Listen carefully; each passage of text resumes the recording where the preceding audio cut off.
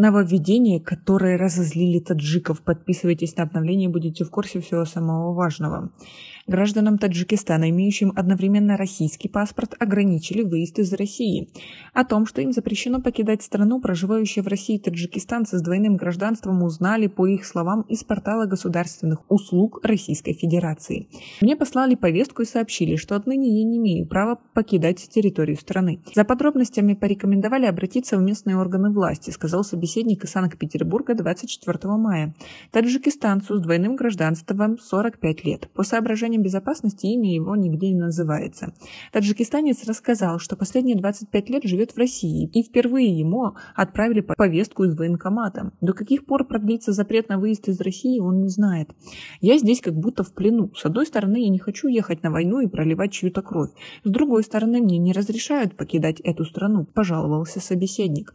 Госдума России накануне приняла законопроект, согласно которому призванные в армию или на альтернативную гражданскую службу лица должны будут сдавать загранпаспорта на хранение в миграционный отдел МВД или МФЦ. На передачу паспорта дается 5 дней с момента принятия решения о призыве в соответствующей комиссии. Получить паспорта обратно можно будет только после прохождения службы. Как вам такие нововведения? А правозащитнице Валентине Чупик также поступают жалобы от лиц с двойным гражданством о том, что им уже отправили электронные повестки и не исключено, что их отправят на войну в Украину. По ее словам, Россия ждет контрнаступления вооруженных сил Украины, и в такой ситуации наивно было бы полагать, что ситуация улучшится, и Россия откажется от идеи отправки лиц с двойным гражданством на фронт. Всем, кто пока не получил повестку, необходимо срочно покинуть Россию по национальным паспортам.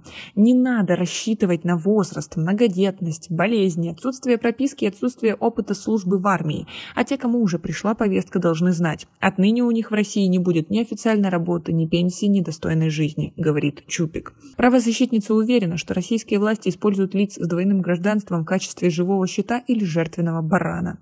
21 сентября 2022 года президент России Владимир Путин объявил мобилизацию на войну с Украиной. Тысячи российских мужчин бежали из страны. Россию успешно покинули сотни молодых таджикистанцев с двойным гражданством. Глава Следственного комитета России Александр Бастрыкин в январе заявил, что лица с двойным гражданством должны воевать в Украине. По его данным, за последние 5 лет более полумиллиона человек из Таджикистана, Кыргызстана и Узбекистана получили российские паспорта, и теперь у них есть обязанность защищать страну. Он также предложил ввести упрощенную процедуру получения гражданства Российской Федерации участвующим в войне мигрантам. По официальной информации, число таджикистанцев, желающих получить российское гражданство, растет, несмотря на все это. В первом квартале 2023 года российские паспорта получили 44 854 граждан Таджикистана, или около 500 человек ежедневно. И это в то время, когда после российского вторжения в Украину число граждан других стран, желающих получить гражданство Российской Федерации, заметно снизилось. Но таджики не теряют энтузиазма. Как вы думаете, почему это происходит? На что они надеются? У нас пока на этом все. Оцените наши видео подпиской и лайком. До скорой встречи.